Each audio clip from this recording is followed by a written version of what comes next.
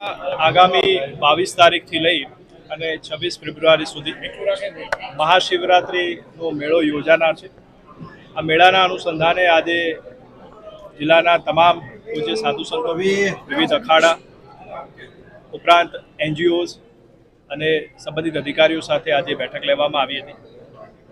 આ બેઠકમાં તમામ પાસેથી જરૂરી જે સૂચનો છે મેળવવામાં આવ્યા છે। મેળાની તૈયારી વહીવટી તંત્રે લગભગ 1 મહિના પહેલાથી શરૂ કરી દીધી હતી અને એના માટે 13 અલગ અલગ જેટલી સમિતિઓ બનાવવામાં આવી છે અને આ વર્ષે જેમ દર વર્ષે થાય છે એમ પ્રમાણે રોડ રસ્તા, પાણીની વ્યવસ્થા, સ્વાસ્થ્યની સુવિધાઓ, ફાયર ફાઇટર, તરવૈયાઓ, એની સાથે સાથે તમામ સુવિધા જે ભાવિકો આવનાર છે એમના માટે અમે ગોઠવી છે। આ વર્ષનો જે આ મેળો છે એ ગયા વર્ષની જેમ જ પ્લાસ્ટિક મુક્ત મહાશિવરાત્રિનો મેળો બની રહે એવા પ્રયાસો અમે હાથ ધર્યા છે।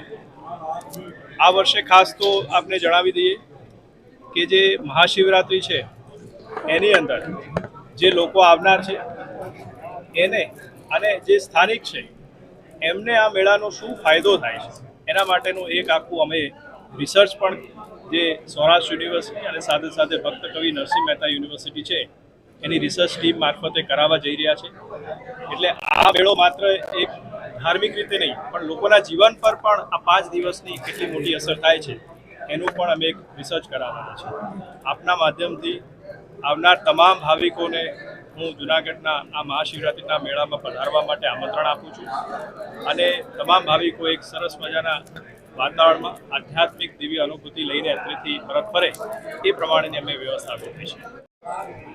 આજે વહીવટી તંત્ર દ્વારા કલેક્ટર કચેરીની કલેક્ટર સાહેબના અધ્યક્ષસ્થાને એક મિટિંગ યોજવામાં આવી હતી મેળા સંદર્ભે। એની અંદર અમારા વરિષ્ઠ સંતો હરિગીરજી મહારાજ, મહેન્દ્રાનંદ ગીરજી મહારાજ, હરિયાનંદ ભારતીજી તેમજ પત્રકાર મિત્રો અને વરિષ્ઠ આગેવાનોની ઉપસ્થિતિની અંદર જે તંત્રને અમે જે સુઝાવ કર્યો હતો સાધુ સમાજે, એ સુઝાવની અંદર તંત્રે સર્વે કામ પૂરું કરેલ છે અને કોઈ પણ અસુવિધાઓ છે નહીં। અને ખાસ કરીને હવે ઉનાળો માથે આવે છે તો એક પાણીના પીવ માટે ખાસ કરી અમે તંત્રને કીધેલું છે અને તંત્રને અમે એટલે સુધી કીધેલું છે કે ભાઈ એની અંદર જે ખર્ચ થાય એ સાધુ સમાજ પણ ભોગવવા તૈયાર છે। તો વહીવટી તંત્રે અમને કીધેલું છે કે જે અસુવિધાઓ જે છે એ બધી પૂરી પાડવામાં આવશે અને જે કલેક્ટર સાહેબે અને તંત્રએ બધાએ ડિપાર્ટમેન્ટને, પોલીસ ડિપાર્ટમેન્ટને જે સુવિધા દીધી છે એનાથી અમે સંતુષ્ટ છીએ। અને હરેક ગુજરાતની જનતાને હું આહવાન કરું છું કે પ્રભુ એક પ્લાસ્ટિકનો ઉપયોગ ન કરે, ઉતારામાં ઉપયોગ ન કરે, અને ક્ષેત્રમાં ઉપયોગ ન કરે અને આવાવાળી પ્રજા પણ પ્લાસ્ટિકનો ઉપયોગ ન કરે કે જેનાથી પર્યાવરણને કોઈ નુકસાન થાય। તો ખાસ કરીને પ્રજાને મારી એક નમ્ર અપીલ કે પ્લાસ્ટિકનો બની શકે એટલો ઉપયોગ ઓછો કરે એવી મારી પ્રાર્થના। પ્રભુ જે શિવરાત્રિ ઉત્સવ મનાવે છે હર વર્ષે જે બાંધેલા હોય છે કે જેવી રીતે માણસ કેમ પૂનમ ભરવા જાય કોઈ રીતે, એવી રીતે પ્રભુ જે સાધુઓ શિવરાત્રિનો મેળો કરે છે પ્રભુ એ કુંભમાંથી પણ આવે।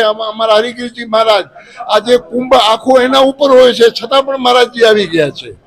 તો કોઈ પણ સાધુ એવું નહીં હોય કે સાધુ ઓછા થશે કે આ કે તે કે પબ્લિક ઓછી થશે। દર વર્ષે જેમ થાય છે એમ જ થશે, એમાં વિશેષતા થશે પણ કંઈ ઓછું નહીં થાય।